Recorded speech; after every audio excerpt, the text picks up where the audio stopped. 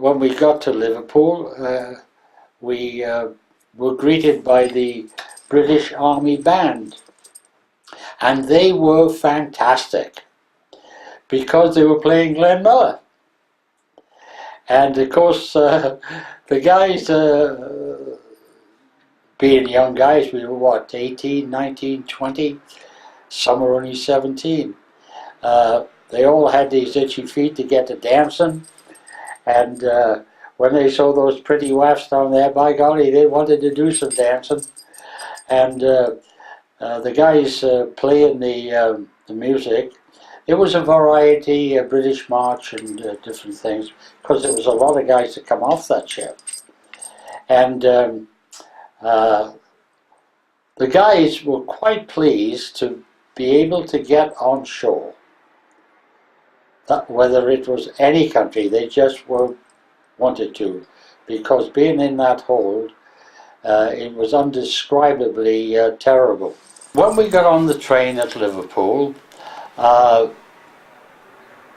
there was a lot of activity on the station, and there was uniforms of all kinds, Australian, New Zealand, British, American, Canadian.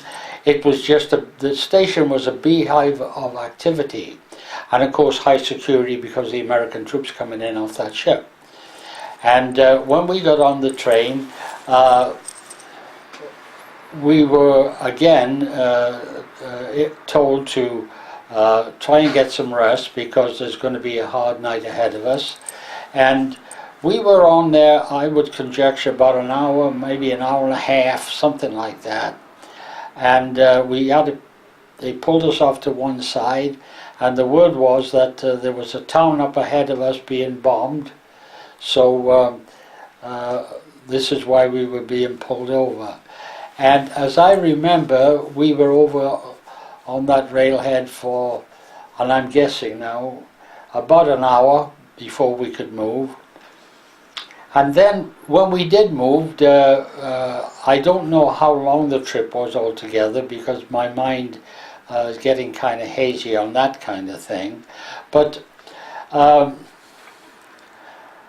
remember getting in to a place called Tisbury, and it was just a very small village, and it was about 2 o'clock in the morning, and the villagers were out shouting hi Yanks and clapping their hands, and genuinely good kind of response to us and welcoming us to their village. And keep in mind, the 3rd Armoured Division, we're talking about 3,500 men, because you got the 36th Armoured Infantry, 23rd Armoured Engineers, and you got these the battalion of tanks and things like that. And they were spotted all around Salisbury, Tisbury, little villages. That's where we were all camped. And we went into our camp, which is Lord Fonthill Bishop's estate. And everything had been set up for us. We moved into these, I believe they're called Quonset huts. And we moved in there, and the place was nice and warm, spotlessly clean. I think the British did this for us. And it was the 23rd Armoured Engineers that were stationed there. And it's a conjecture, there must have been around 1,200 of us altogether. And it was, I would say, about 3:30 in the morning before we got to sleep. And that's the first time the Army told us we could sleep in. That's the first time. Normally, you know, you're up at 6, you lounge around till 6:01 and get on with it. But we did have a lay-in because of the time that we hit that Fonthill Bishop estate. Now, Fonthill Bishop, he had prize cattle, and prize horses, and it was a beautiful place. And a lot of boys in the 23rd Armored Engineers were from down in the Panhandle in Texas, and they were cowboys, and they were looking at these cows and these horses, and of course I think the word that was coming to them, rodeo, and I think they did have sort of a rodeo there, but I think His Worship, His Majesty, no, whatever they call him, the Sir something or other he was, and he apparently was a very nice guy, and he just wanted respect for his horses and his cattle. Of course, we could understand that. And the opposite us, as I remember, no, not too far down away from where we were at, there was a cottage and some houses, and there was a little boy there, and I remember him well. He was as cute as a button, this kid. I would conjecture he must have been 10 or 11. And I'm not sure, I think he had polio, I'm not sure about this. And he became kind of a mascot, and we just loved that kid. And we took him into the mess hall and fed that little skinny guy up, by golly, and he just ate everything in sight, and he loved his desserts, and the cook was good at apple pie, so we used to give that kid some of that. And he'd come up just about most days, go around the camp, and hey buddy, you all right? And he was very, very friendly. We told him that he was more than welcome. When I was up on the Salisbury Plain, I wrote to my family in Swansea and let them know that I had arrived in Great Britain, and I would like to come down and see him, and because of the Army rules and regulations about travel, I'd like to pre-arrange a date, which I did, and I came down to Swansea, and my mother was at the station, and the family, and we had it was a wonderful reunion, because I'd been away quite a few years actually in the Merchant Marine, as you know. And while I was visiting my family, I met an old friend of mine from the Swansea Boys Club, and he was telling me that Mr. Hopkins would love to see me. Now, Mr. Hopkins was the manager, he and his wife at the club, who were lovely, marvellous people they were. And I did then make arrangements to go up and see Mr. Hopkins, but what I didn't know, when I got up there to the police station, there was the Chief of Police, Mr. Turner it was then, and of course when I was a boy it was Mr. May, who was a whale of a fine man. And Mr. Turner and I had a chat, and there were some other police constables besides Mr. Hopkins at this little gathering we had, and they presented me with a little book that they give all members of the Swansea Boys Club. So we had a nice chat, and then taking other pictures, and he informed me then that he would like to keep in touch, let me know how he's doing. He said, we're awfully proud of you, he said, because you've gotten on okay.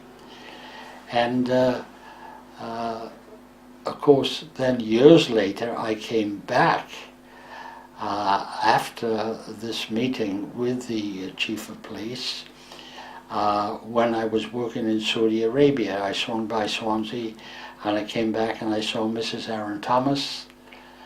I saw the chief of police. Mr. Holmbrook then had died, who was a whale of a fine gentleman, did a lot for the Swansea boys, there's no doubt about that. And then after I had my visit in Swansea, I had to go on to the United States and to see my family. But the visit that I had back then, that must have been about, I would conjecture, August of 43. And it's nice to talk about it and have a record of it, because the police were absolutely marvelous with us guys, and they really had to keep us on the straight and narrow and help us to become productive citizens, which the Swansea Boys Club was all about. And in my travels, when I was in the merchant service and when I was in the army, I always thought about the Swansea Boys Club and some of my mates. Of course, some of them died up there in Town Hill, and I'm kind of a but I have a lot of feeling for those days, because everybody was so helpful in making me the kind of guy that I am today and what I've done with my life. So that's pretty much what the Swansea Boys Club's all about. Far away from us was the British paratroopers. We used to invite them over because we had the food, we had the booze, and the boys, they didn't have that much. And they were more than welcome, because they were just good lads. They were young fellas like us, you know, 18, 19, and they got on well. There was no fights or anything like that, or misunderstandings even. Thank God for that little book they gave us on the ship when we were coming in about Great Britain. And incidentally, they, on D-Day, were the first out. We heard the planes coming back. We didn't hear them moving out, but we heard the planes coming back, and it was early in the morning, and you could see the static lines. And then we knew something was up. But on that, the night before that, we were told to move out of the Quonset huts and go into pup tents. Now I have to describe a little bit what I mean by this. Each soldier carries half a pup tent. So you buddy up with another guy and you got a full tent. He sleeps on one side, you sleep on the other side. So we were in these pup tents out in the enormous woods that his lordship had around the place, and we knew then, because they were issuing different things to us to go on down to Weymouth. But I got to back up here. When we were stationed at this camp or estate, we used to go for miles and miles on walks, forced march we used to call it, with full pack. And you're looking at about 5 miles, sometimes more than that. And of course, Trixie and the Greek, I say, let's get on the back of this, these guys that had gone on this march. I said, we'll go get a drink in a pub. So Trix said, how are we going to do that? I said, well, hang back here a spell and let's just pay attention to what's going on. And of course the sergeant used to walk up and down, didn't he?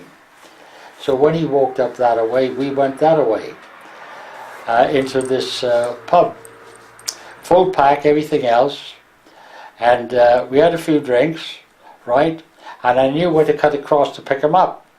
Okay? had a pretty good idea, because I'd recognised that place before we went on these marches. And I knew about country lanes and where the pubs might be and what have you. Anyway, we had a few drinks, and then looking at my watch, because we wanted to time it just right. So after we had a few drinks, we went cross-cut across some fields and what have you. And I said to Trix and the Greek, I said, now we'll just wait here. I said, they'll be along directly. Are you sure, Limey? I said, yeah, you doggone betcha. Sure enough, we heard them coming along. They were singing, and they were tired. And we waited till they went. And I was watching the sergeant. I was, because he was a bugger and a half. He was, and he was from down there in Tennessee. He was a mountain boy. And anyway, we got back into line like that, right? And we only had, I think it was a pint each, because there wasn't much beer in the British pubs in those days. And we went where we were supposed to go, turned around and came back. And boy, did we have a good sleep when we got back. We were tired from the marching and the drinking.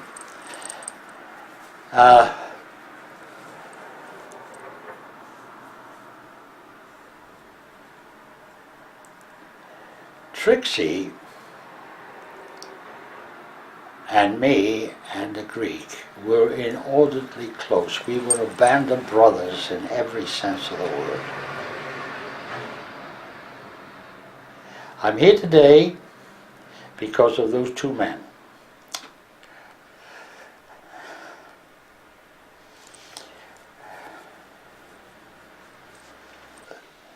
Of course, they passed on now. And we were, as I've said, very, very close.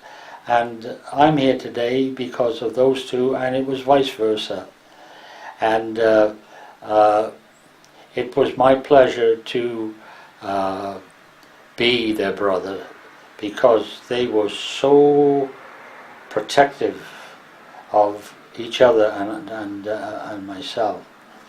Anyway, one of the things I want to mention before I leave this here is that the British boys loved to play soccer. The American boys didn't know a doggone thing about it, nothing. But they had a lot of guts, and they said to these paratrooper boys, we'll play soccer with you. So down in the village in Tisbury, they had this enormous soccer field. And we all lined up.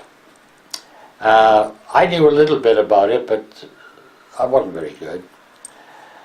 And we played, and we played. And we were fouling, and we didn't know why we were fouling.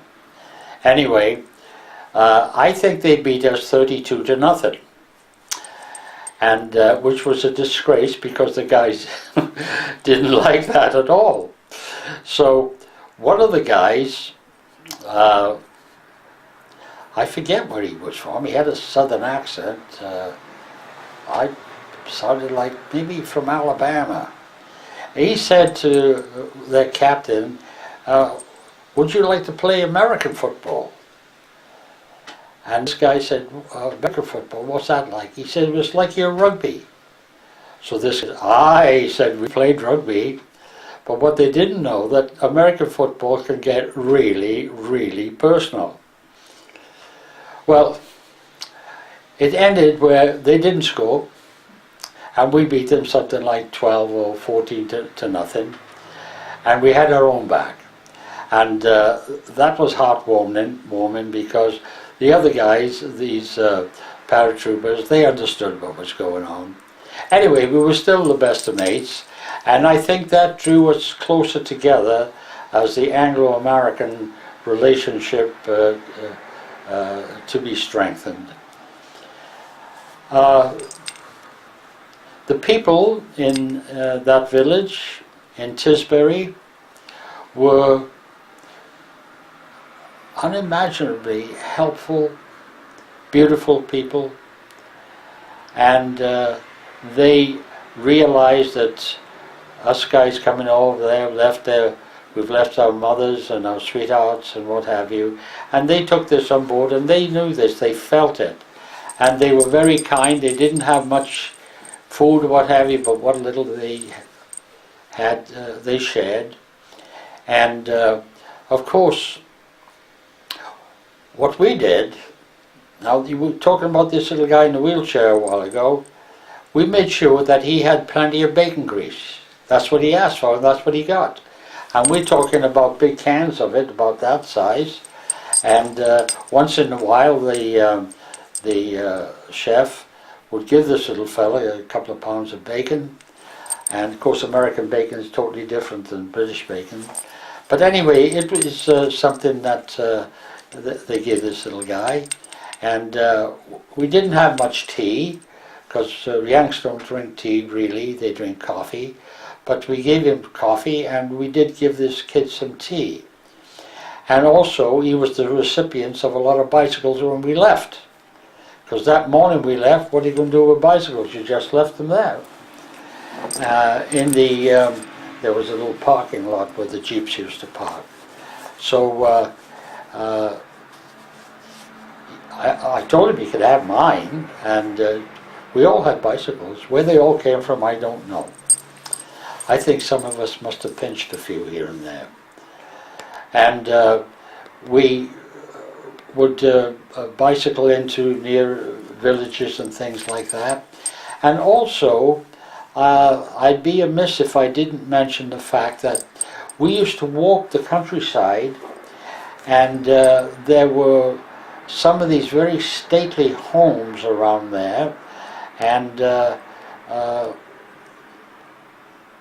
we used to knock on the door and get a drink of water, and the people,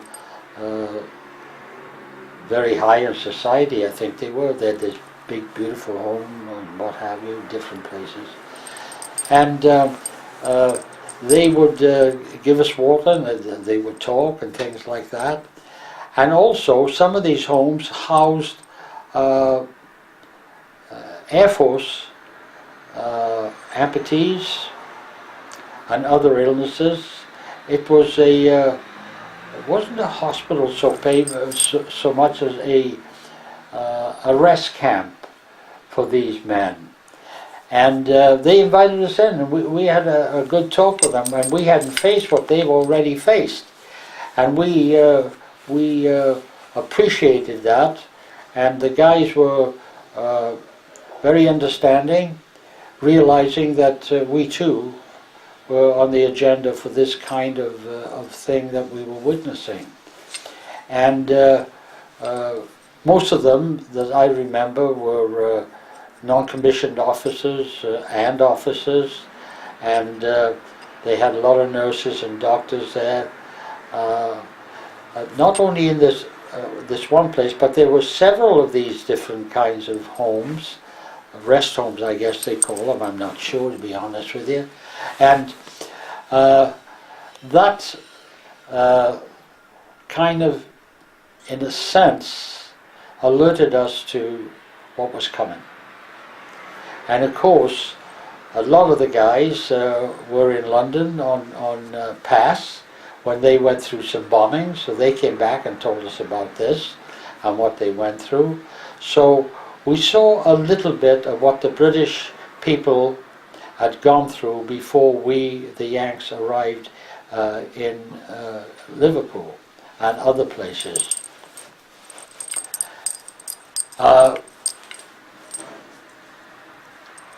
As I said a while ago, we got word that we were moving out into the forests, which we did. We had our pup tent set up, and we had all our equipment, whatever it was. And we sort of knew and felt there was something going on.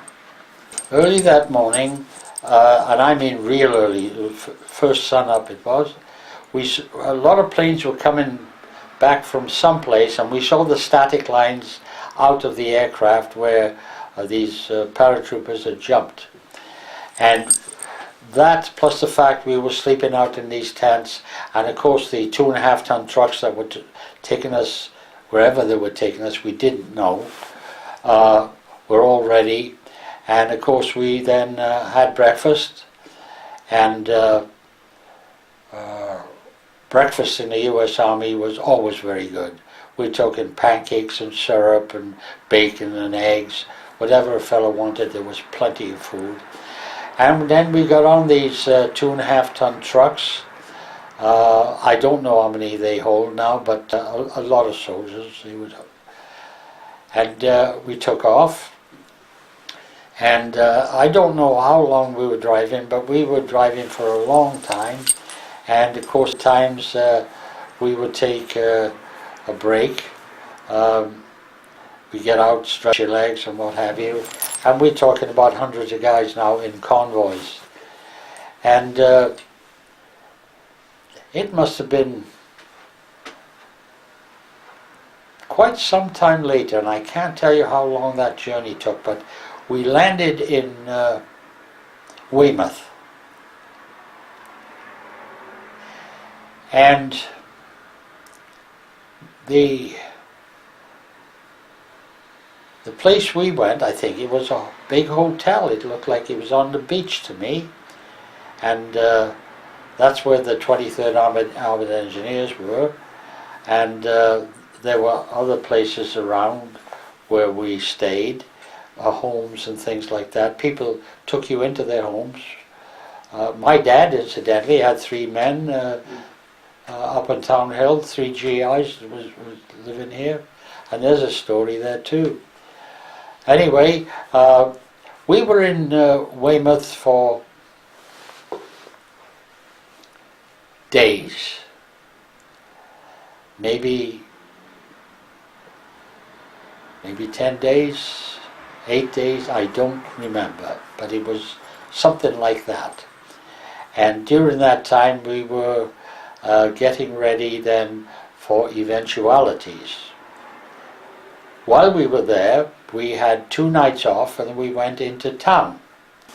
So we were passing this dance hall, very loud music, and of course it was Glenn Miller music, and the Greek said, let's go in here and do some dancing. And I wasn't too bad at it, but Trixie had 2 left feet, man. So we went in there and they were serving beer. Now you were kind of rationed, you know. You had to take into consideration there were a lot of people, the British didn't have a lot, so normally it would be a pint and that would be a lot. And it was warm beer, it wasn't cold beer. So we had a beer and there was an empty table there and we sat down, and then all these broads, by golly, were sitting there just talking and yakking. And the Greek said, I'm going to do some dancing. I said, okay. So we went over, and he got this very pretty gal, and of course he fancied himself anyway as God's gift to women. And he went out there dancing, and Trixie said to me, Limey, he said, I want to dance. I said, you sure about this? I want to dance, he said. I said, come on. I said, I'm going to show you the basic steps, right? All right. And he was bloody hopeless, he was, when I got up, tried to teach him. He said, you're stepping on my feet. I said, you're stepping on mine too. I said, shut up, and I'm trying to teach you to dance. So he said, where do I put my hand? I said, around the waist. And I said, don't you drop your hand any lower. I said, you're in deep damn trouble. Yeah, I'll be good, Limey. So he went down the line with all these broads sitting down. And he picked out a young lady. She was rather overweight, but she was a pleasant kind of gal, what I could tell from where I was sitting. And he went over there and he said, want to dance, ma'am? Yeah, they got up. Well, to make a short story of it, he made a complete fool of himself, right? He was all over the bloody place, and the girl got disgusted and she walked away, right? He came back, he said, Limey, he said, I can't dance. I said, I told you that. He said, but I had a good time. He said, she took off, and he said, I don't blame her. I said, where was your hand? On the waist, he said. I said, all right. So he said, why don't you go? He said, I'll hold the table and the drinks and what have you. I said, have you seen the Greek? No, he said. But he was out there, the Greek was, he was really enjoying himself, because in those days it was a jitterbug. And you took the broad and you kind of swirled it around. Sometimes you throw it over your shoulder, that kind of stuff. And we were doing all right. I loved dancing. And the unusual thing, there was every uniform that you could imagine in that dance hall. And it had a balcony around it too.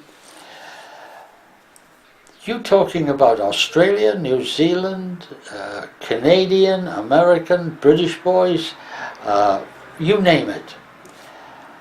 And all these different uniforms, all young men for the most part. There were some oldies in there. They were usually the officers, you know.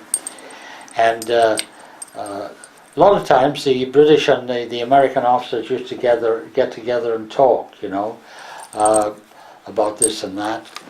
And we got along pretty well with the other people on the dance floor. Free French would dance in there and what have you. And they used to have these berets with a little red thing on them. And we didn't care very much for those French guys. I'm not saying, you know, all French people are not very nice, but we didn't get along too well with these fellas. Other than that, it was okay. The music was good. And we went back then. You couldn't get anything to eat. Fish and chips are all sold out because they didn't have the fish or the potatoes. So we went back and we went in to see if there was any chow going, and there was some sandwiches, and we helped ourselves. On the following day then, we assembled, and we were taken on board these landing ships. Some of them were out in the bay and a lot of them were alongside. And Weymouth was just literally black with ships. Hundreds. And of course the British boys were getting ready. They were getting into their landing craft. We were doing the same. And then we knew that things were going to happen soon.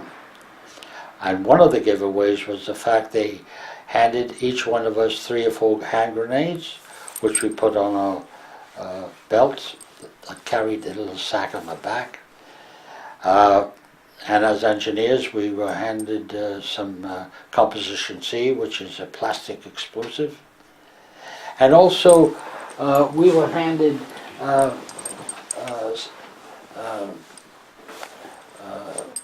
parts of other, like a stand for a 30 caliber machine gun. We handled that kind of stuff, getting on board. And this landing craft also had our half tracks on it. It was enormous. When we got on board there, we were told to stay in the vehicles, and that piecemeal we could get up and go and get something to eat. The Canadian Navy, we had pork chops on top of steaks.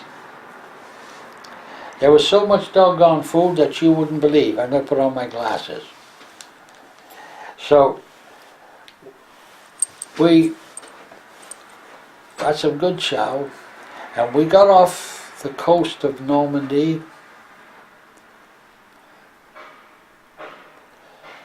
It was just one great harbour full of British, American, Australian warships, destroyers, and they were firing their guns. And we, because it was days later when we left Weymouth,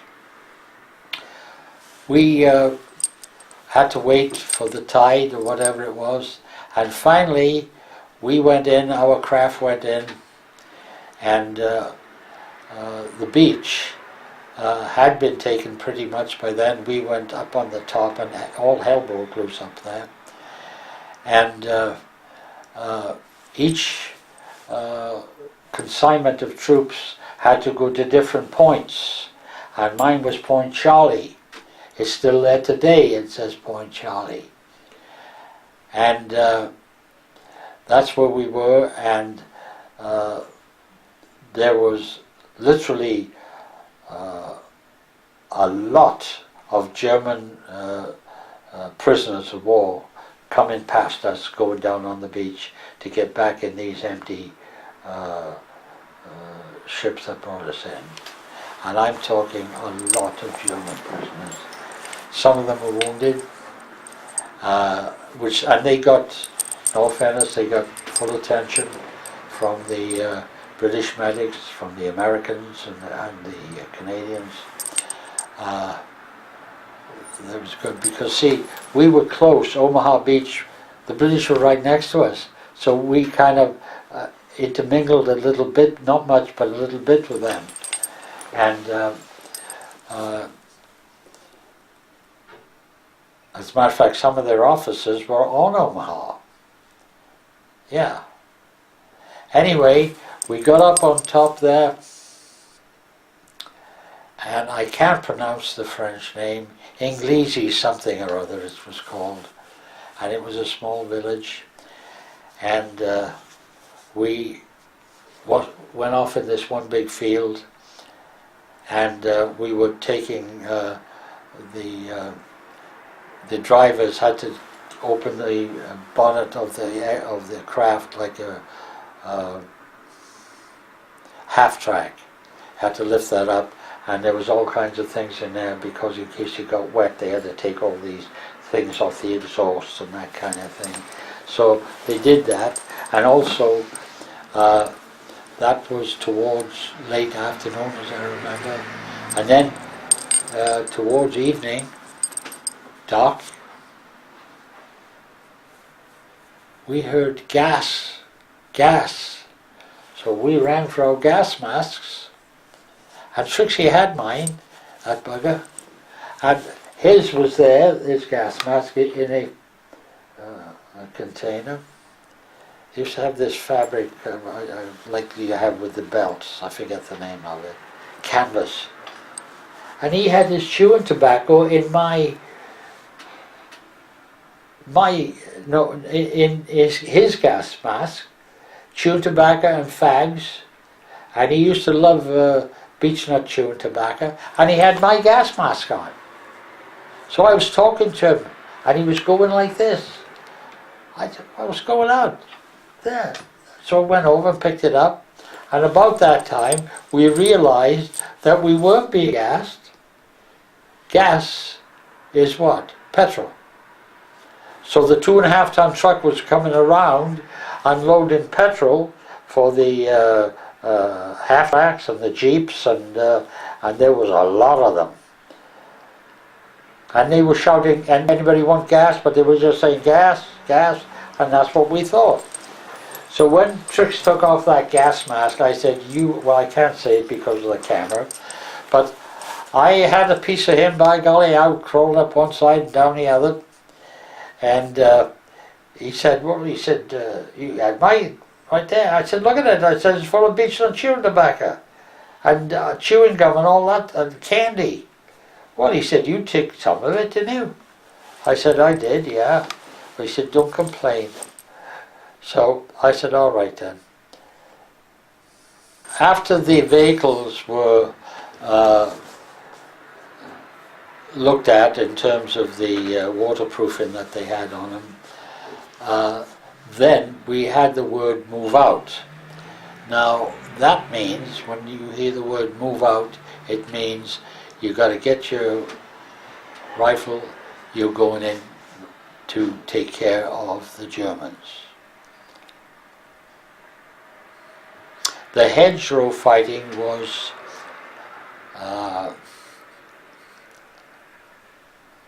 nasty.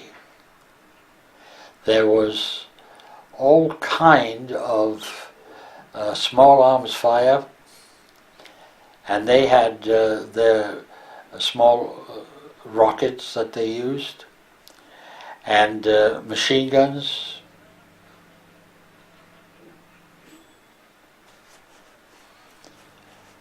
They had the mortars. That's what got me in the leg, was a little bit of mortar, about the size of my little finger. I was bleeding, and of course I was picking up the wrong message, but I fixed it up myself. I didn't want to go to a station because there were boys there without arms and God knows what, and mine was just a very small wound. The situation was our real introduction to combat, to war in every sense of the word. And we have to keep in mind when we're talking about this that the Germans were trained, years of experience in this kind of thing.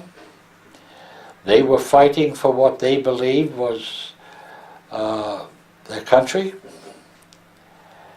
and they were quite used to all the tricks that, I call them anyway, that you use in warfare to get advantage and moving forward. They had all of this, but what they didn't know, and they should have, the British boys are now left, they had gone through hell with Dunkirk and all these things, which I remember when I was a young man about Dunkirk. They had gone through all of that, so they knew a lot about warfare. And of course, what they didn't realize about the Yanks, that we are one determined country. And we take the Stars and Stripes at heart, which we did. And this is what I said to myself when I was in that kind of mess, that this is democracy, this is where we're going. And it wasn't too long after that I got a piece in the knee which slowed me up, so it didn't bother me that much, to be honest with you. And we just could not move. They had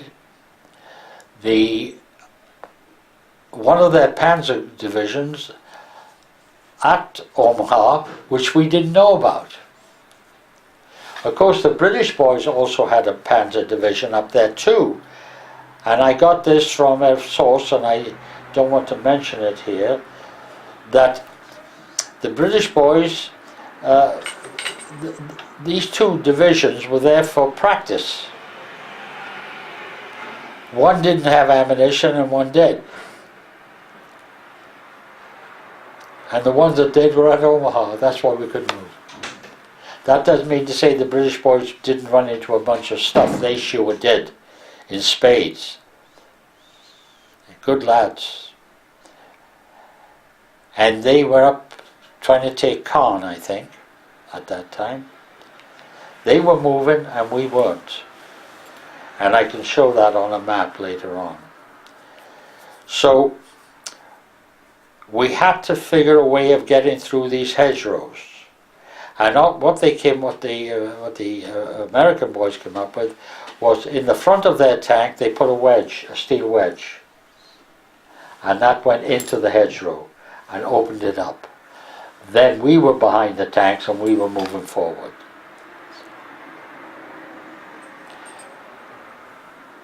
After we'd been in that situation for about 3 or 4 days, where we couldn't move, and they were trying to use these tactics, we were told to lay down these high illuminating markers, which are about as wide as this room and twice as long. And lay them down, put your ammo box on there, and get out of there and go back.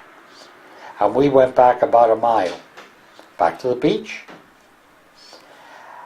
And without a word of a lie, and I've got it down in one of the books here, there were 3,000 aircraft British boys were up there, the American, the Canadian, the Free French, the Polish boys, they were up there. And they were looking at these markers, these highly reflective markers. And they dropped thousands of tons of bombs.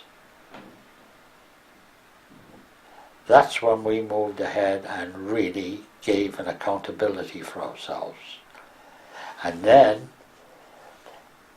the carnage of the bombing was unbelievable. I couldn't get over it. Not only human beings, but cattle, houses. It was total destruction. But it gave us a way forward. And this, in effect, blew up a lot of the German resistance with their tanks and what have you. That whole process was my, and a lot of other guys, thousands and thousands of combat. And we knew, as I said a while ago, we were fighting an experienced army. But with our determination, and with the help of the British boys and the Canadians, we were able to move forward. The 3rd Armoured Division were in 5 major campaigns throughout the war. And very briefly, it was Omaha Beach, the Felice Gap, northern France, Germany, and then the Battle of the Bulge. Also, I think it would be the thing to do to understand that these names, we didn't have them when we were going through what we were going through. These names came later to identify the kind of strategy and the efforts that the 3rd Armoured Division was making. And again, to put things in perspective, the Feliz Gap came about in a most unusual way. We'd been on the beach and we were at a standstill, literally.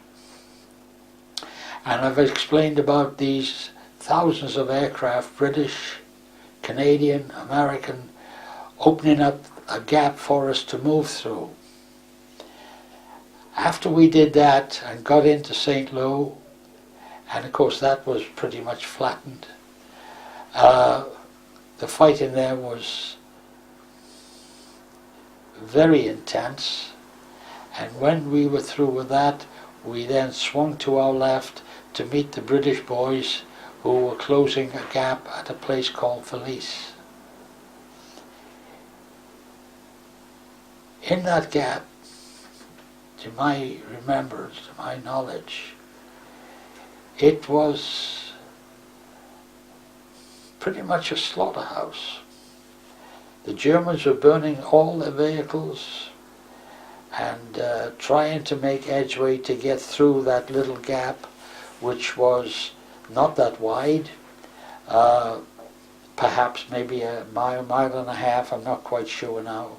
And at the gap itself, that was indeed a challenge to both the Germans and to us and the British boys and the Canadians, because the fighting there was about as intense as I've seen it while I was in the service. The smell of death,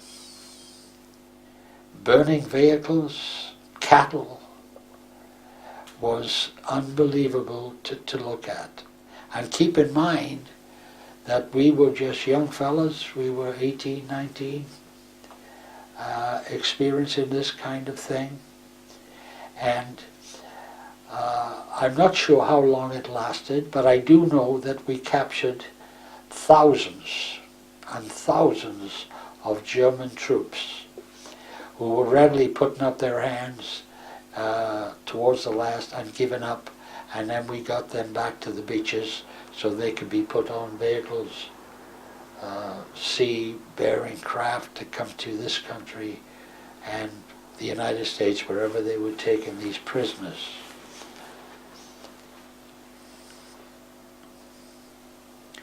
We didn't know, as I said a while ago, it was called the Felice Gap, but that's a good name because the way it turned out, that's what happened. And of course, a lot got through that gap. Thousands got through it. And of course then our job was, after we closed it, was to chase these guys, to see if we could capture some more of them. And that in and of itself took quite a few days to get caught up with them. And then of course they used to have these roadblocks, and that was something to contend with, because the Germans were quite skilled in war. And the Americans, we weren't, that's for sure, not modern war. And the British boys had been through some of it, they knew, and they were a big help. And the Americans and the British boys became quite buddies, as we say, over in America. And we did bump into them from time to time, heading up north through Holland and Belgium and places like that. And I don't remember the name of the places. If I did, I couldn't pronounce them, to be honest with you, because it didn't mean anything to us. We knew where we were, there was always something to be done, that's what we were there for. And on the personal side, as you know, I was in a turret with a 50 caliber machine gun, and I created a lot of damage, considerable, with that gun. And it used to get so hot that it would seize up on me, and then I used to reverse to my Tommy gun and submachine gun, and I had a side-arm 45, and of course we always had plenty of grenades strapped to our shoulder straps. And the roadblocks were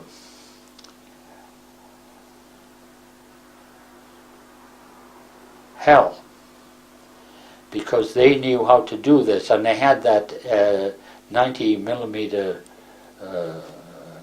cannon, we called it, and the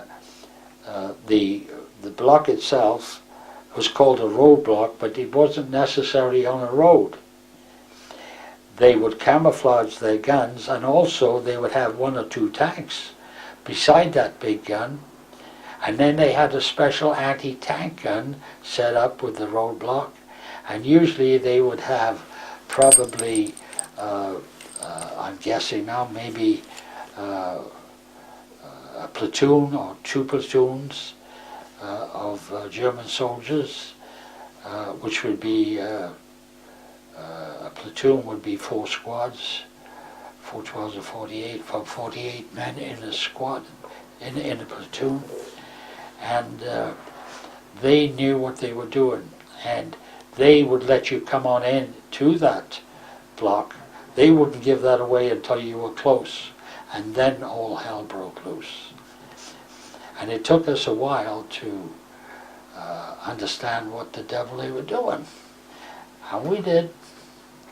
And then of course it didn't make it any easier, but it made it a little safer for us, knowing what to expect.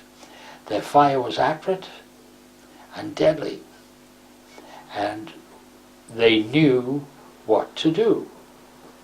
Being in places like Poland and Czechoslovakia and Russia, all these places fighting, they knew exactly what they were doing.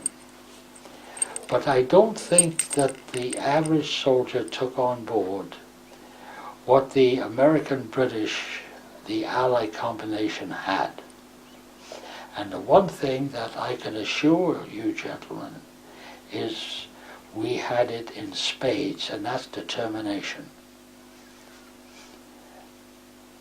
We had a personal feeling about this.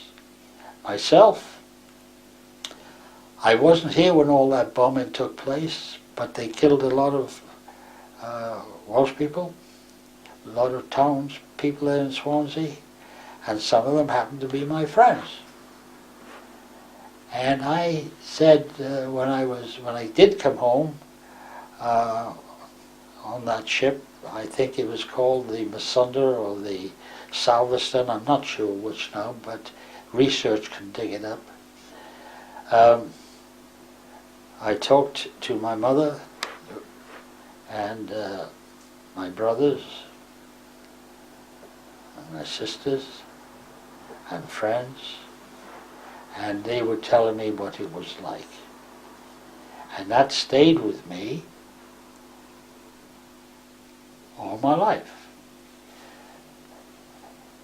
And it made it a little easier, not much, in actually killing the enemy. And that process in and of itself stayed with me. I still have dreams, and I needed medical help when I got out of the service because of the things that came up in combat in the war situation, and only another combat soldier can really understand what the feeling is like. So the Feliz Gap was in a sense, and excuse me because I have a short time memory and a speech situation that's developed now over the last 6 months, which does give me a little bit of problems in pronunciation. But the Felice Gap, again, to close that part, was an intense wartime experience in every sense of the word. And from there, we moved into places like Namur and Liège. Now the only reason I remember those two places was the greetings that we got from the people. They were putting their arms around us and giving us flowers and some fruit and patting us on the back. And of course we were black as the ace of spades because we didn't have a bath or a shower for weeks and weeks and weeks. And we had all this grime and stuff on us, and how these pretty little gals were throwing their arms around us, I don't know. But they were quite happy. And of course the kids wanted to shake your hand. And we usually had candy and chewing gum for the kids. If not, we'd open up a 10-in-1 ration and get out the chocolate and stuff and give to the kids. And also we'd give them the cheese and the spam that was in those packages because they were hungry, by golly. We'd only stay there maybe for, I think it was hours in Liège and Namur. We stayed a little longer there because we were pretty much regrouping, and I think we were there for about 3 or 4 days. And I met a gentleman who had a castle just outside of the town, and he was a big fella, and I mean big in every way. He had a big heart, and he was a big guy, and we met his family, and then he took us around the gardens and out by the forest. He had a big piece of property. Now the castle wasn't one of these big castles like we got in this country. It was a small version of a castle, and was very, very old. And we went through it and had a look at it. And as I said, then he had acres of ground around, and he said, I'm going to show you something now which you're going to find difficult to believe.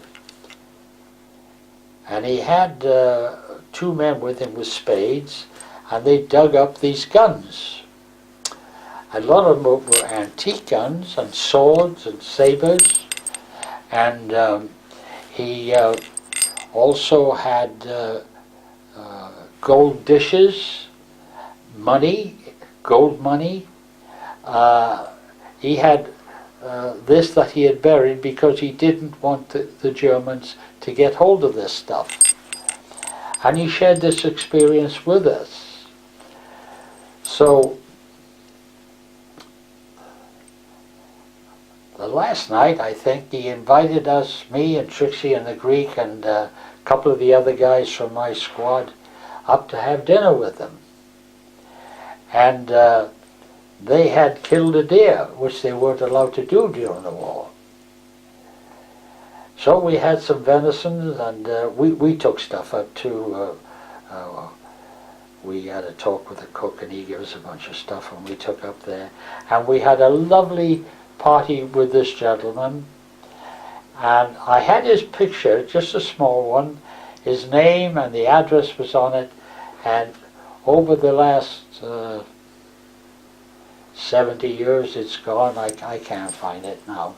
I would like to find it because I'd go there, by golly, and have a chat with that fella and his wife, and he had some late teenage boys, and it was a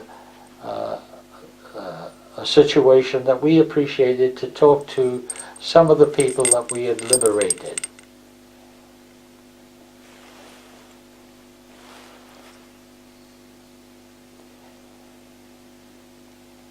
So we had Omaha, we had the Felice Gap, and then we talk about northern France. And getting up there, we went through these two towns I was telling you about. And there were some others, and I can't remember the name of them. I do remember, though, some of the heavy fighting as we got up there in France, up in northern France, because we were getting close to the German Siegfried Line. That gentleman was a strong opposition for tanks. You couldn't get tanks through there because of the way they had built the line, with all these concrete pillars going up, which were about that high, 3 feet, something like that. And they were thick, and they had to be blown up. And I personally wasn't in the blow-up of the Siegfried Line. I was back here, lending support in the rear. And I remember the guys blowing those doggone things up. And then, of course, the engineers had to go through and make sure that the minefields on the other side, and of course there were minefields in the front of it. So being combat engineers, that was our job, to take a look at that and blow them up, and or blow at least a pathway through the mines, even to get at the teeth, the dragon teeth we called them. And that was again, that was quite nasty. Lost a lot of my buddies there, and we moved into Aachen. That then was the first German civilians that we encountered, and they were very scared of us because they heard that the Americans would shoot them and hang them and etc. But when they found out that we weren't that kind of way, they got to like us. In taking that particular place, I do remember going into some buildings, being very watchful, of course, because there were German soldiers in those buildings, and busting into some of those rooms and offices. There were suicides at the desks. And one I remember was a man, his wife, and I think there was some children there. Yes, there was. And that was a sight to behold, seeing that. Because in reality, that was a useless thing. But they had gotten the word that we were not very nice soldiers. And that was German propaganda, I think, more than anything. And of course there were bridges there that we had to work on, and some of the dynamite charges underneath hadn't gone off, so we had to get under there and take those things out. And we kind of held the line there at Aachen.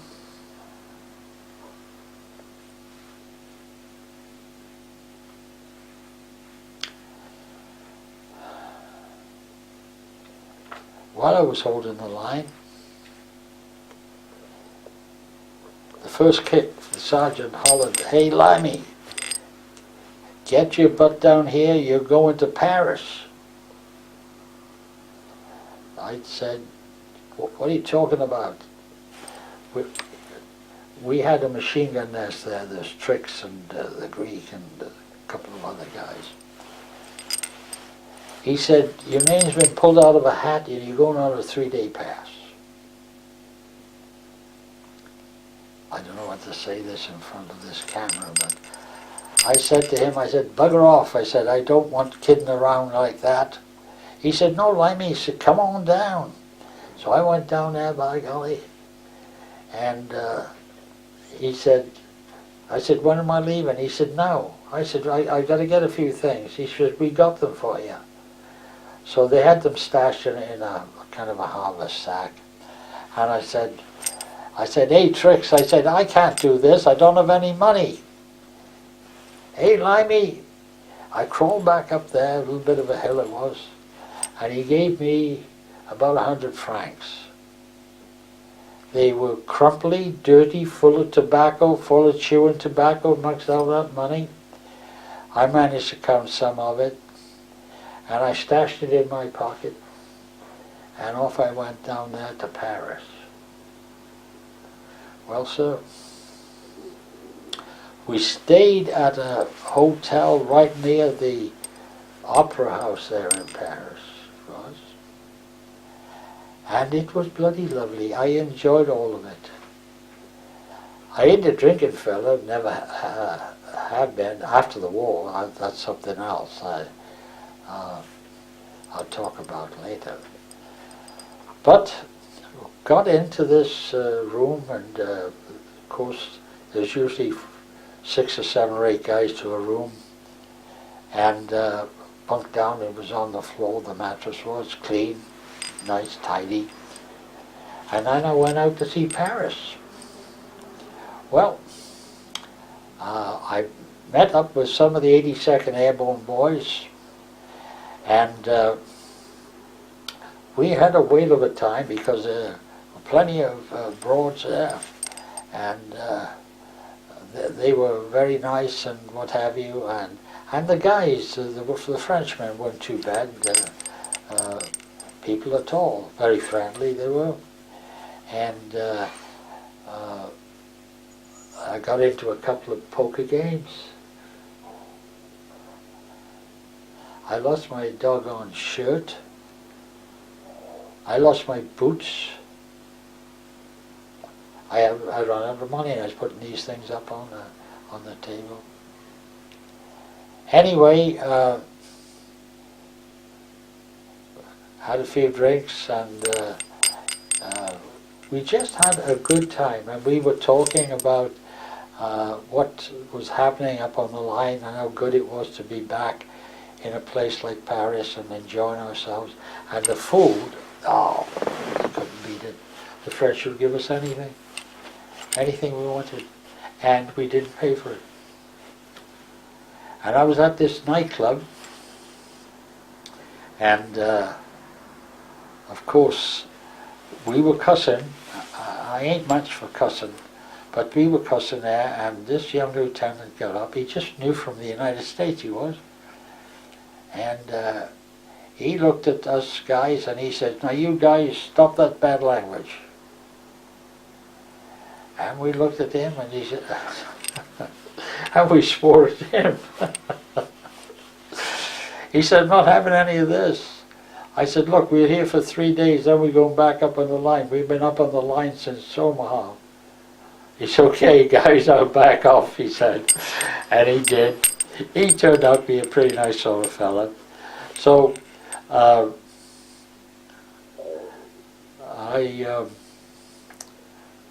I went dancing and that kind of stuff. And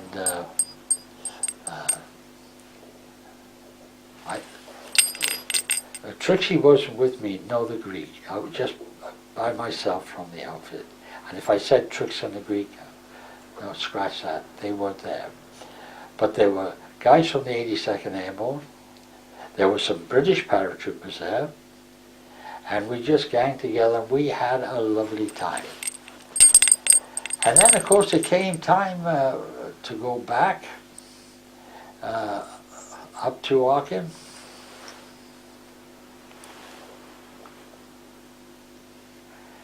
And I went to the Opera House. That's where the 2.5-ton trucks were lining up to take us back up to the front. And I missed it. I missed my ride. And then the MP said, okay, he said, there will be another truck along in about 8-10 hours. Don't miss it. By doing that, you see, I was AWOL, absent without leave. Just a short while. When I got back to my outfit, one of the guys said to me, "Hey, Limey, the captain wants to see you." So I went in and had a talk with the captain. And he said, "I don't know whether I should hang you or shoot you," he said. I said, "What are you on about?" He said, "You're AWOL." I said, "No, listen, Captain." I said, I told him the story of what happened. He said, "I suppose you were drunk and with the women." I said, "No, that is all past." I said, "I was there, but it was crowded, I couldn't get on." He said, "Okay." He said, I think I was acting sergeant at that time. And he said to me, he said, "I'll tell you what, Limey," he said, "get out of here before I lose my temper." And he said, "You're not acting anymore as a sarge." I said, "Okay." So I saluted the fellow, and he was whale of a fine guy, southerner he was, from the Southlands. And he said, "I don't want to hear any more from you." And he said, "You're not going to go on any more passes." I said, "I gotcha." So I took off then with tricks and what have you. We were getting ready for Christmas, holding the line. And we had our little things to make it look like Christmas. Before we talk about Christmas, I'd like to talk about the liberation of 2 prisoner death camps that were liberated by us. One at Sangerhausen and the other one, I believe, was at Nordhausen. That experience was a terrible thing for us young men to go through. The people, the prisoners, were skeletons in every sense of the word, walking skeletons. And they were dying literally as they were talking to us.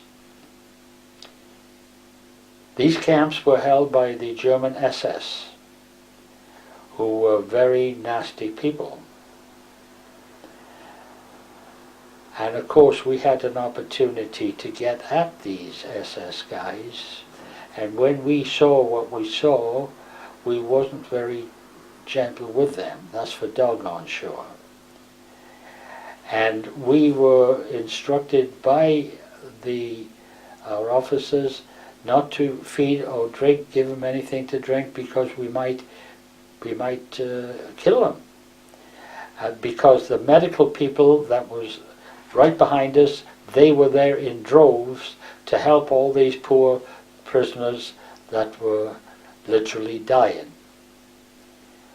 Quite a number were saved, that I heard later.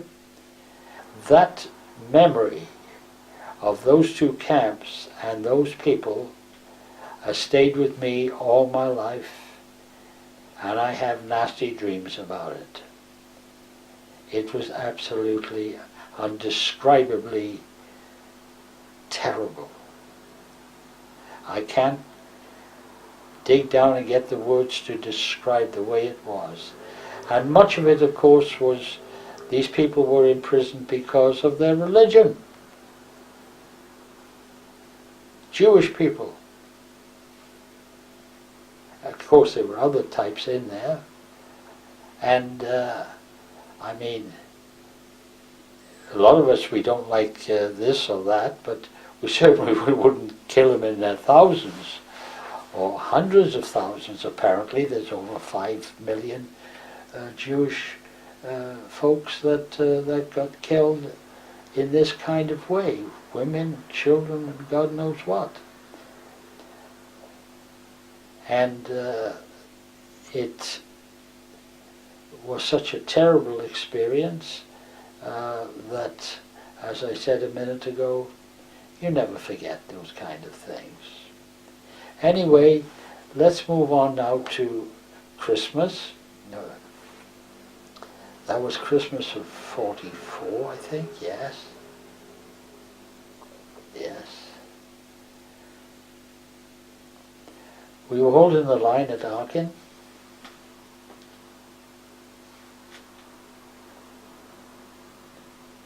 We could see the Germans way, way over yonder.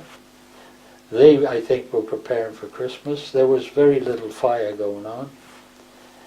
Occasionally there'd be artillery, but that in and of itself was pretty nasty at times. But it wasn't as fierce because Christmas was near. And then one night, it must have been 11, 12 o'clock, we were told, pack up, move out. And the word they added on that was quick, which we did. It was snowing, and it was cold, bitterly cold, and some of us were half asleep, and we took off then within the hour pretty much, because we had to get the tanks warmed up and the half-tracks warmed up to get moving. And we were moving down then to what is commonly known today as the Battle of the Bulge. We didn't realize then what it was all about, but we did hear that the Germans had broken through the American Infantry Division, which was fairly new apparently from the United States, and they broke through and were heading towards Belgium. Fighting started almost immediately when we got close to the Bulge, as they call it. But it was very intense because the Germans wanted to break through, and then they would have gone into Belgium and the seaports there, and of course we probably might have lost the war, I don't know. But there was the 3rd Armored Division, and then on the other side was Patton with his US 3rd Army, of course we were First Army, and we had to close that particular area to stop the Germans coming on through. And what they were looking for, and I mean really looking for, was gasoline, because their tanks were running out of gasoline.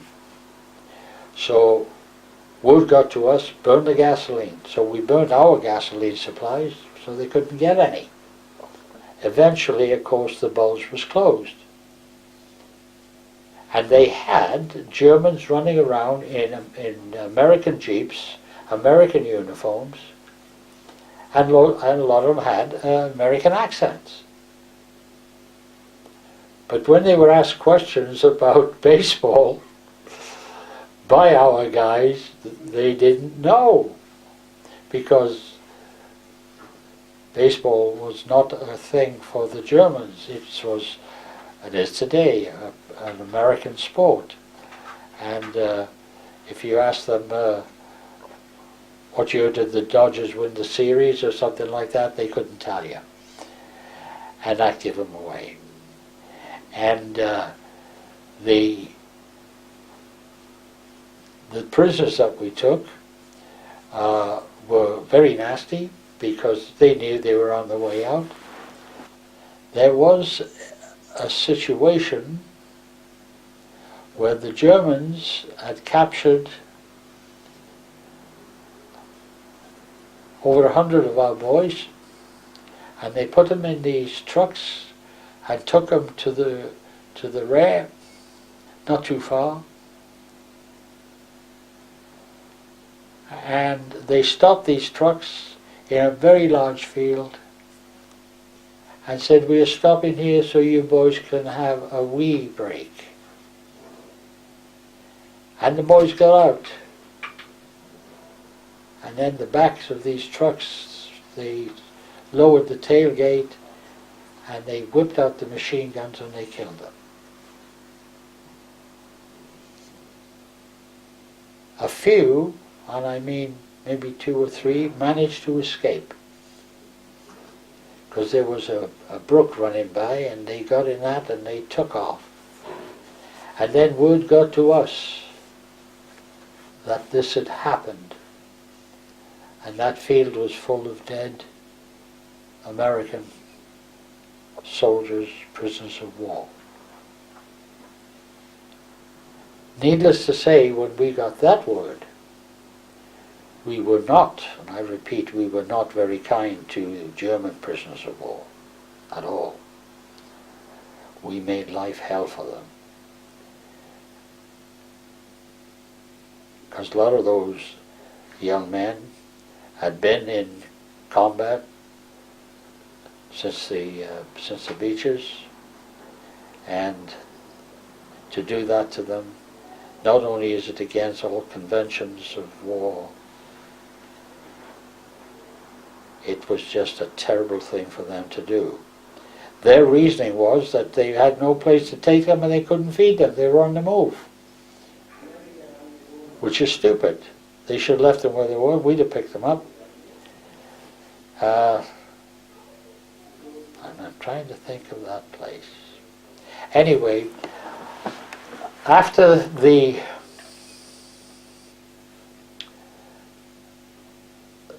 that battle was through, we moved back up then into Stolberg and Aachen, and we were there for quite a while. Then the fighting started in earnest right after Christmas, and I do remember I nearly got killed there, and I must put this in there. It was snowing heavily, and we were on the outskirts of, I think it was Aachen, in a big farm place it was. There was a tremendous farmhouse, and we were under attack from the Germans in some force, it was either tricks or the Greek hollered, "Army, get some ammo, blimey, we need ammo now."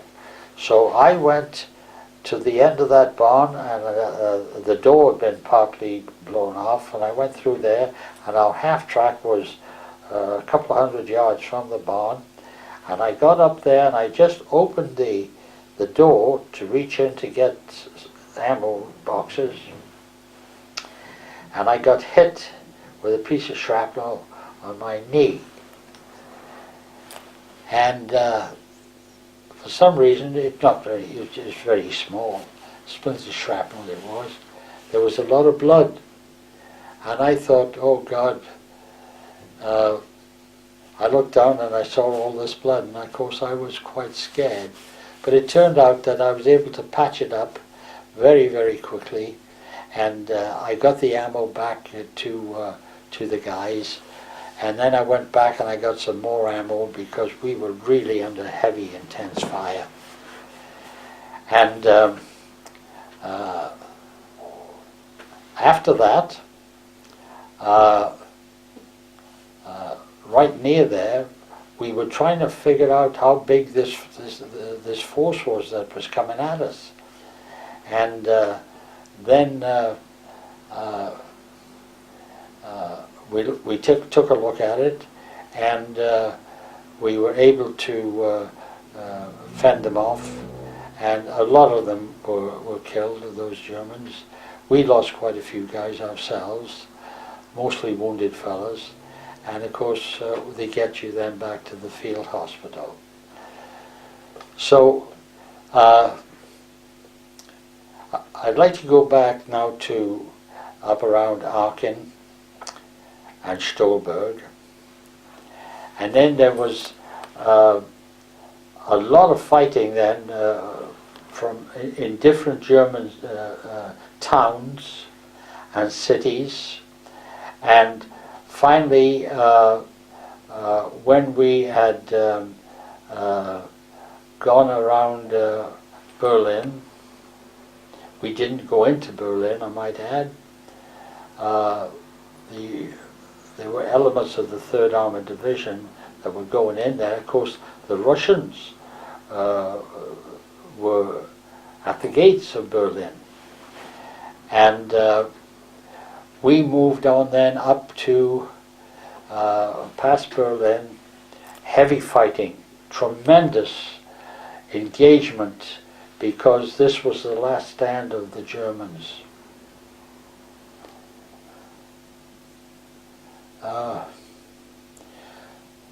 We moved up to the Elbe River.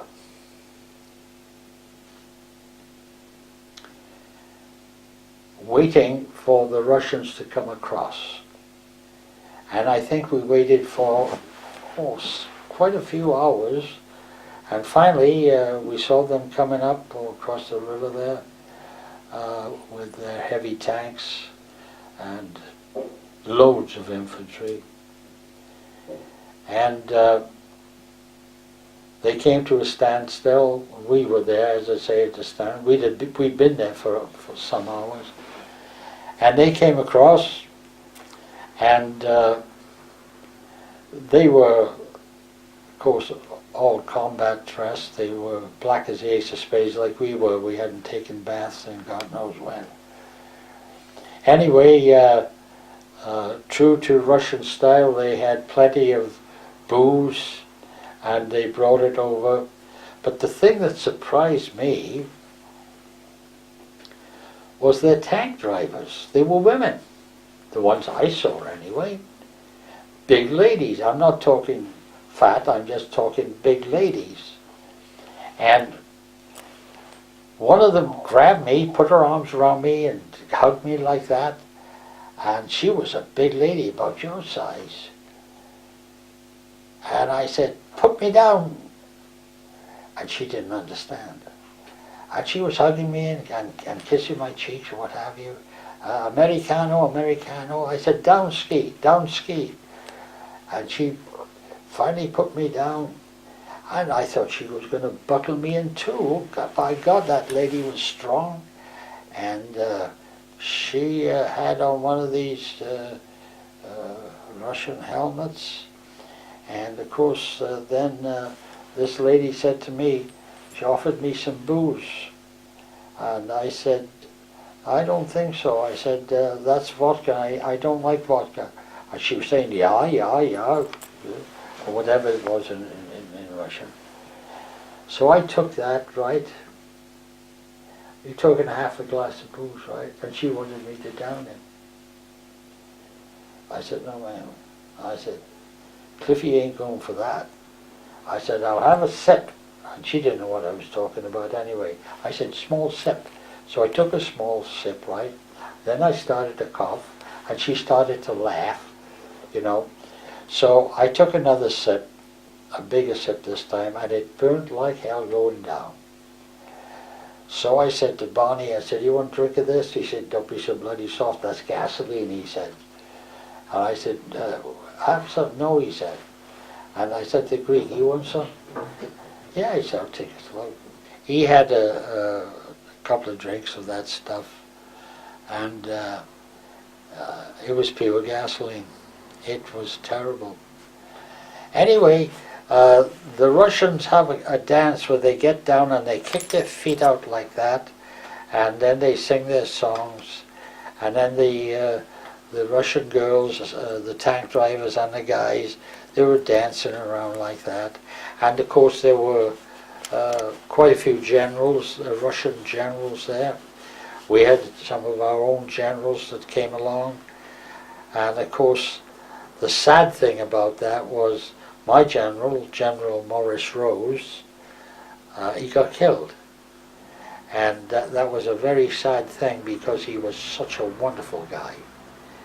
You're talking about a man that from a buck private worked his way up to a 2-star general.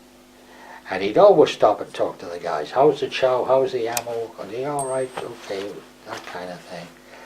And he was missed by all of us. That's for doggone sure.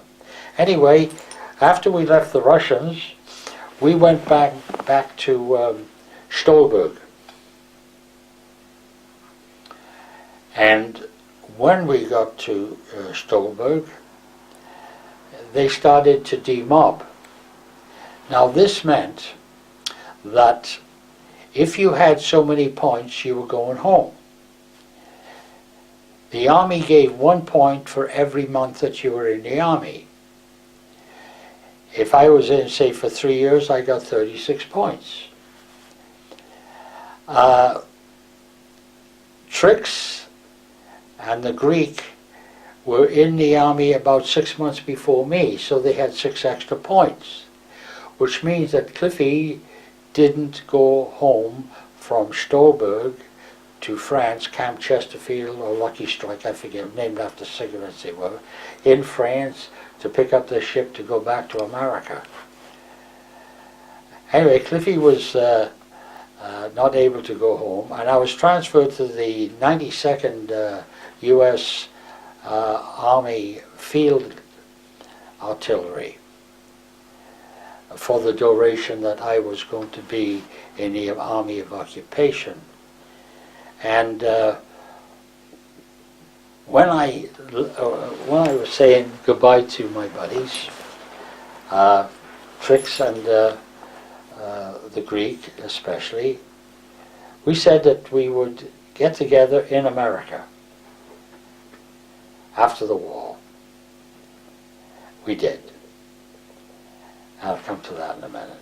But anyway, off they went, by golly, and I was stuck there in Stolberg. Before the captain left, he came over, he said, Limey, he said, you can have any job you want here. He said, you're the only combat guy that's left. Because this field artillery was relatively new coming over from the United States. And I said, I want to drive a Jeep. I could get every place I wanted to go. So he said, Limey, he said, you don't drive. I said, well, don't tell anybody that. I said, I'll drive a Jeep. I said, I know how to put it in gear and do these things. I didn't, but I lied. And he said, okay. He said, the lieutenant here and the captain, you're going to be their driver. I said, that's great. So anyway, the captain took off, he shook hands and he said, take care, Lemmy, might see you in the States. I said, I don't know, we'll see. And I looked at that doggone Jeep and I thought, how the hell am I going to drive this thing? The only way to do it is get behind that wheel cliff and give it a try. It was in a parking lot anyway. Well, I got in there. I knew I had to put it in first and I had to release the clutch. But then getting it into second, I wasn't quite sure. So anyway, I'm messing around with it and finally I learned to drive the doggone Jeep.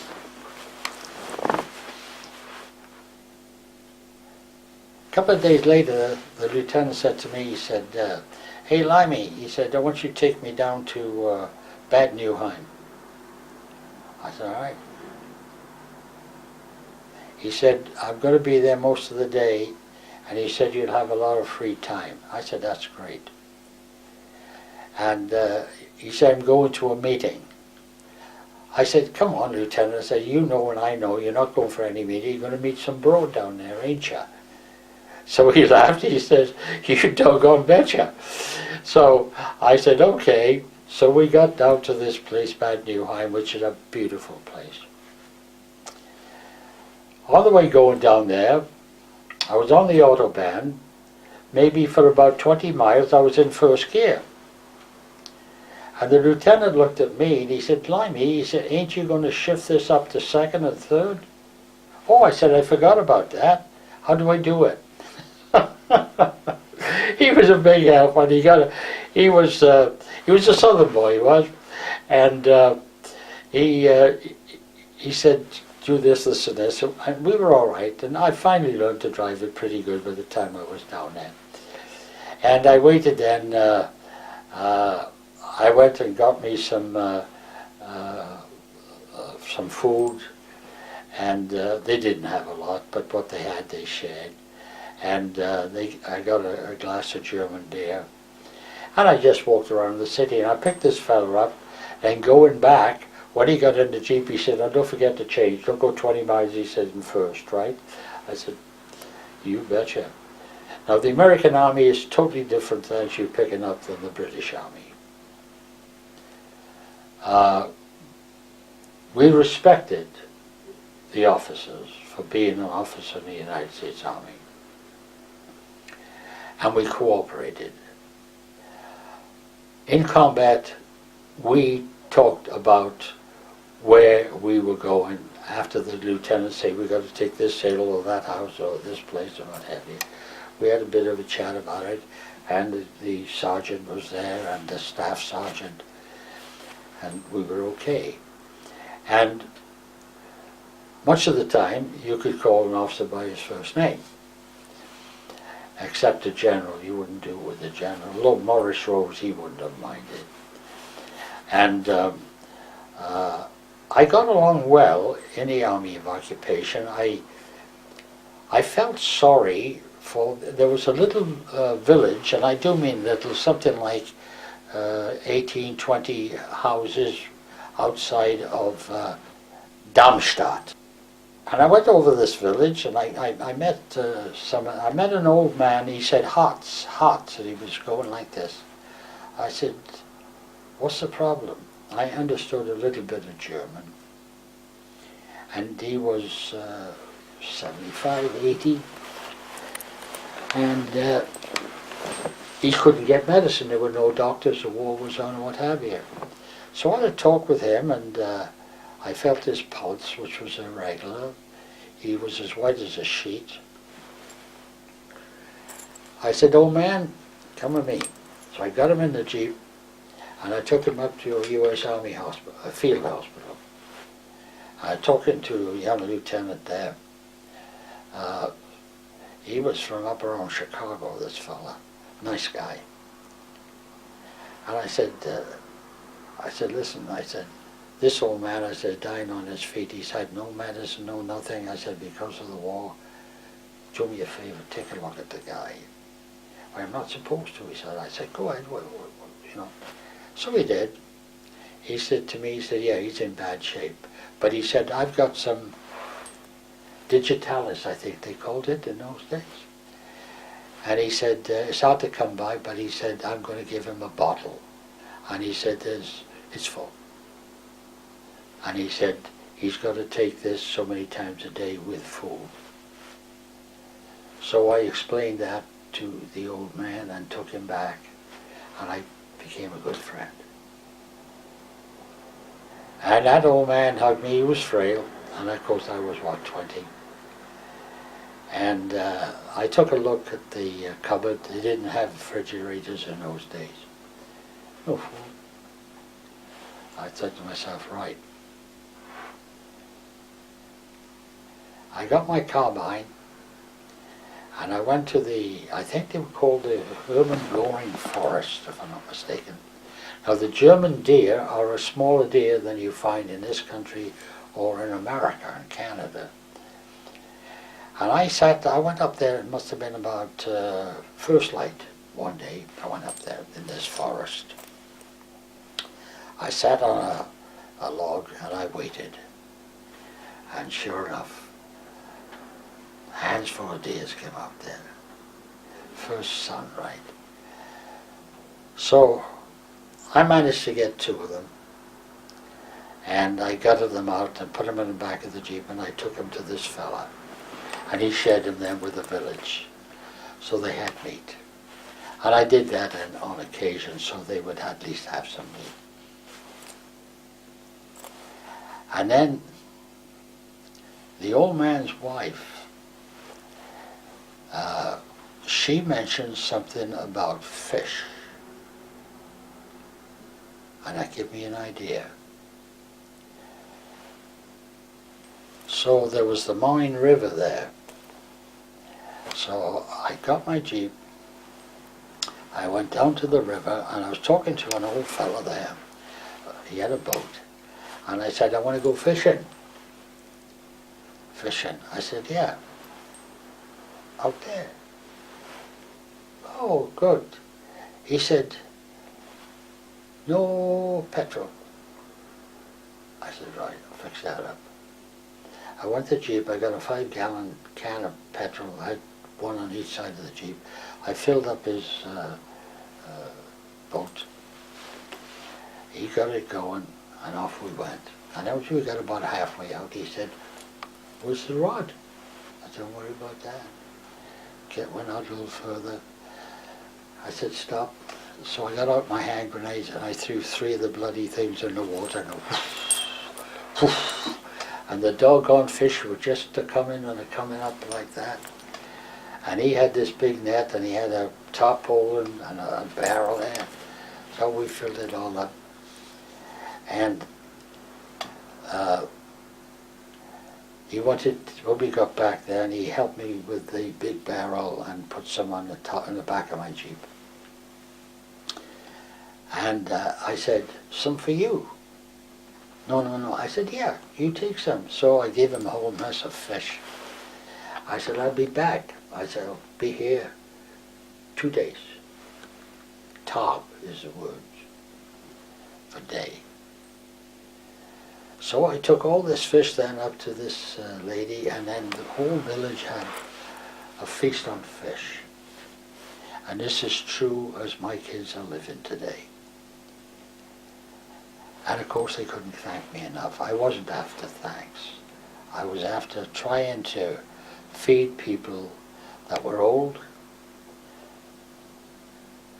I might have killed some of their sons.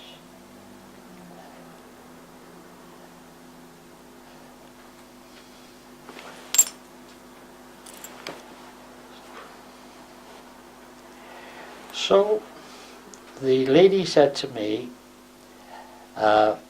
God bless you. I said, okay. So I enjoyed some of their fish and this venison steaks. And 2 days later, by golly, I went down there and this old fella, he was waiting. I got there early morning. And we got out there, and he pointed to my grenade. He wanted to throw some in there. So I said, I showed him how to do it, you know. I said, 1, right, and he did. Well, I made his day. He threw 2 of those grenades, by golly, and up came the fish again, and we took those fish back. Only this time I left some to take back to his village. And I must have done that for quite a few weeks, taking venison and fish to these people in that village. And I got an opportunity to